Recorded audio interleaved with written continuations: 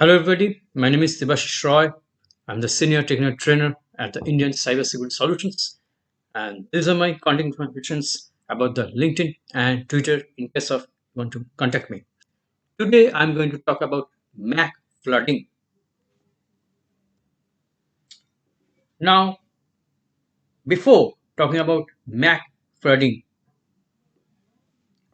I would like to tell you about the MAC address. This is a physical address of a PC.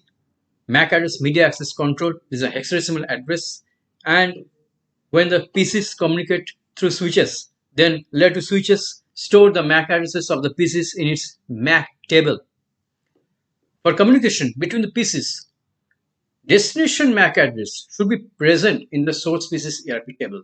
If the one PC is communicating with the other PC, say for example, this is a switch and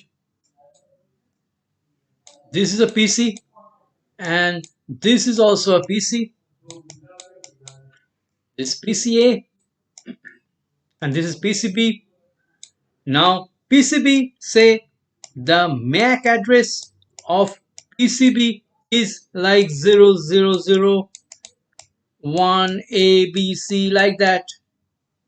So for example, this MAC address should be present in the PCA's ARP cache. Otherwise, it cannot communicate with PCB, it cannot send packet to PCB. Both the IP address and MAC address is necessary in order to send packets to the destination PC.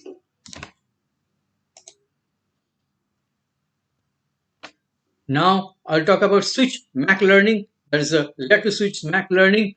Layer 2 switches learn destination MAC addresses by ARP, address resolution protocol. Now this is a protocol which works in both data link layer as well as network layer. It is responsible for supplying the destination PC's MAC address if the destination PC's MAC address is unknown to the source. ARP is used to learn destination MAC addresses. Now, how does it learn that? This is a process known as MAC flooding. When destination MAC address is unknown, then the switch sends ARP broadcast to every port except the source port. Means what? Means, say, there are other PCs also attached to this switch. Say, PCC and PCD. Now there are other ports.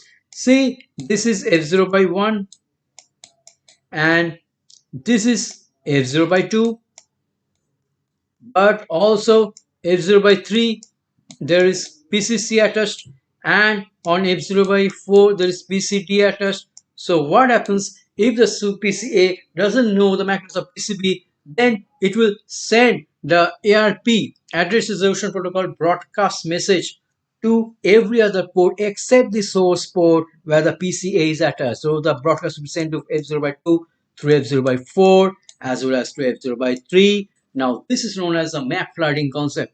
So the ARP broadcast message is flooded through all the ports except the source port.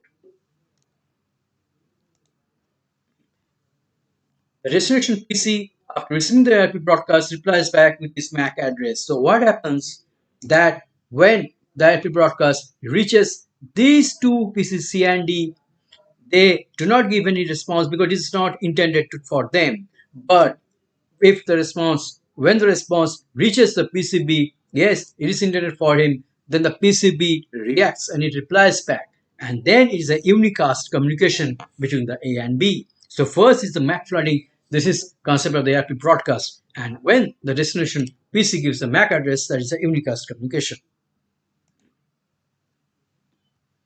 This is what it is shown in the diagram I've already discussed with you, that ARP request is actually sent to every other PC. This host A is requesting the ARP request, is sent to every other PC, and this PCB is replying with this ARP reply, is replying with its MAC address. But this PC C and D is not replying because it is not intended for them. So this is about MAC flooding by ARP broadcasts. I've already discussed with you. Now I'm going to show you this concept in practice using the Cisco packet tracer. So here, you take a switch, 2960 layer 2 switch, and you take 4 pieces. Devices you can take desktop as well as laptop. I'm taking laptop.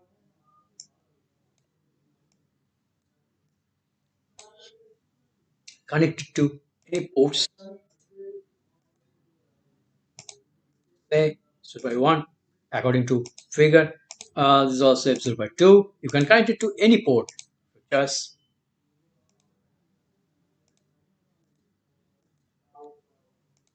3 and say 4, and you have to give the IP addresses, otherwise it will happen. Say 10.0.0.1. Any class of IP you can give. So IP configuration and 0.0.2.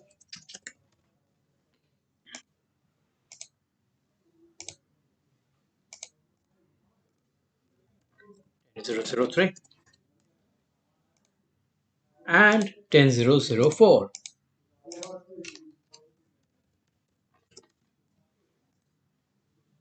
Now you go to the laptop, basically go to the command prompt, give the IP config.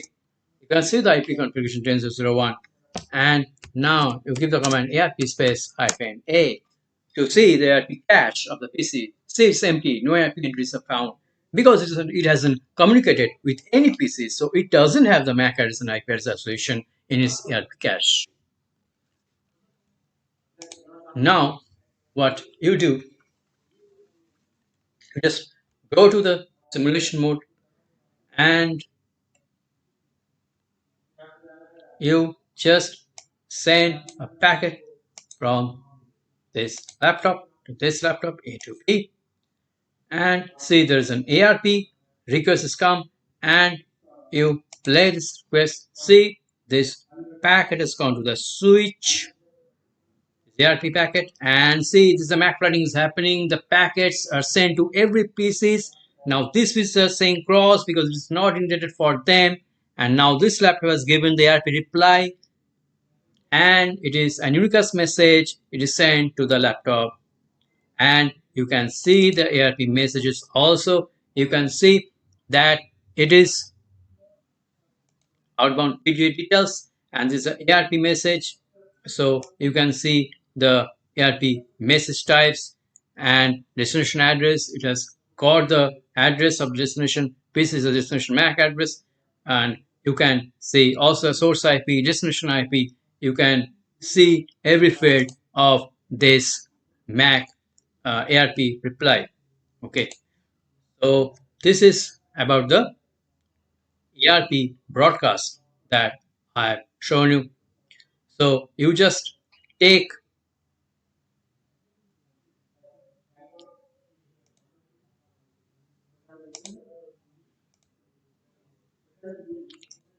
the say from this to this, again as ARP has come, and see in this ARP packet you can see the destination is FFFF, means it's an broadcast message, the message, the broadcast message, and it is intended for the destination IP of 10.0.04 outbound period. See this destination address is a broadcast address, so you can see the packet type, the source MAC, the source IP address. You can see the outbound PDA also in this case, and you play. Same thing will happen also from this PC. Also, an ARP request is generated, and also it is sent to the other PCs also, but it is not intended for this basis, and so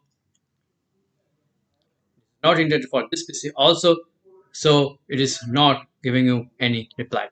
So this is what about the ARP messages that I have shown you, that the ARP message format, the MAC flooding, and also we can check the ARP cache. Now give the command ARP -A, and you get the ARP cache. Now the physical address is here as well as the IP address of the destination PC. So it has got the destination address MAC as well as the IP addresses. And also in this case, also in this PC, you give the command ARP -A, and you get the address, physical address, and the IP address. Now, if you want to delete the ARP cache, you have the option ARP -D in order to delete the or the clear the ARP cache, and now say no ARP entry is found, so the cache has been deleted. So if this PC again wants to communicate with the destination, again the ARP broadcast will happen.